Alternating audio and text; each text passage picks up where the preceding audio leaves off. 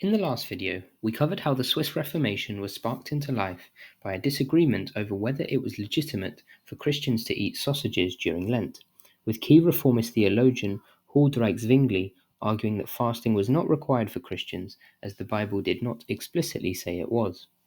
Zwingli went on to say similarly controversial things about the veneration of saints, as well as whether unbaptized children would be damned to hell. His preaching gained him a following first in the city of Zurich and then throughout much of Switzerland. A clear division had emerged between the Catholic and Reformist cantons of Switzerland at this time, as shown by this map where the Protestant areas are shaded in orange, while the Catholic ones are in green. Things exploded when a Protestant pastor was burned at the stake in the town of Schweitz in 1529. Zurich declared war against the Catholic cantons as a result of this, but peace was negotiated before battle could begin.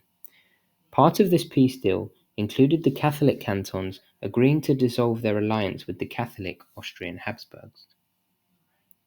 War did break out, however, just 2 years later, as the Protestant cantons of Zurich and Bern were angry at the Catholic cantons' refusal to assist them in the Musso War against the Duchy of Milan. Zwingli was additionally incensed by the restrictions on Protestant preaching in the Catholic cantons and wanted war, while Bern suggested a food blockade against them, which was the ultimately agreed response. Ultimately, the Catholic cantons responded to this by declaring war in what became known as the Second War of Kappel. The war went disastrously for the Protestant states. They lost convincingly, and Zwingli was killed on the battlefield in the process. The Catholic soldiers took Zwingli's dead body and held a mock trial of him for heresy. When finished, they quartered and burned his body, illustrating the hatred there was for him. The loss at Kappel forced the Protestant cantons of Switzerland to agree peace terms, which included to break up their alliance of Protestant cantons, but they were allowed to remain Protestant.